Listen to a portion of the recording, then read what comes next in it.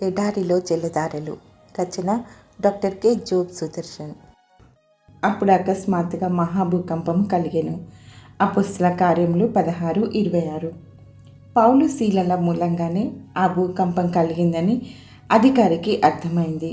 ఒకవేళ వారిచ్చిన రక్షణ సందేశం గురించి అంతకుముందు అతడు విని ఉంటాడు. అది తనకు వినిపించమని వారిని అడిగాడు. వారిని సంబోధించిన తీరు కూడా ఎంతో మర్యాదపూర్వకంగా ఉంది. ఆ తర్వాతి కాలంలో ఫిలిప్పి నగరంలో ఏర్పడిన సంఘం పౌలుకు బహుప్రియమైనది. వారికి రాసిన ఉత్తరంలో సంతోషం అనే పదాన్ని 16 సార్లు పౌలు రాశాడు. వారితో అతనికి ప్రత్యేక బంధం ఉంది. ఆ సంఘంలోని లవోదికయ, సుంటుకే, ఎపఫ్రోదితుల పేర్లు పౌలు ఉదహరించాడు. దయ్యం బారి నుండి విడుదల పొందిన బానిస పిల్ల కూడా ఆ సంఘంలో ఉండి ఉండవచ్చు.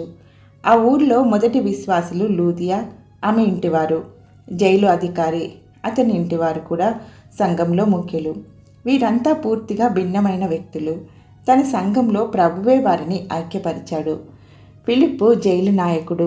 ఈ ప్రశ్న అడగడంలో తన ఉద్యోగ భద్రతను చూసుకోలేదు, తన శాశ్వత భద్రత చూసుకున్నాడు. ప్రభు యేసులో నమ్మకముంచు, అప్పుడు నీవు, ఇంట్లో వారు రక్షణ పొందుతారు. నిజంగా సువార్తలోని సరళత, సామాన్యత, అదే సమయంలో ఎవరి అవగాహనకు అందని గాంభీర్యత చాలా ఆశ్చర్యపరుస్తుంటాయి. ప్రభువును తన హృదయంలో విశ్వసించి తన నోటితో ఒప్పుకున్న వారెవరైనా రక్షణ పొందుతారు. రోమా 10:9. ఈ వ్యక్తికి రక్షణ ఇచ్చేది పౌలు శీలలు కాదు, దేవుని పట్ల అతని విశ్వాసం మాత్రమే. మారు మనసు కలిగేది వ్యక్తులకు వ్యక్తిగతంగా, అయితే దేవుడు ఆయా సందర్భాలలో కుటుంబాలను రక్షణలోకి నడిపించాడు. ఆ మాట పలకడం ద్వారా సరి అయిన పునాది వేశాక పౌలు ప్రభు వాక్యాన్ని అతనికి వివరించాడు. 32వ వచనం.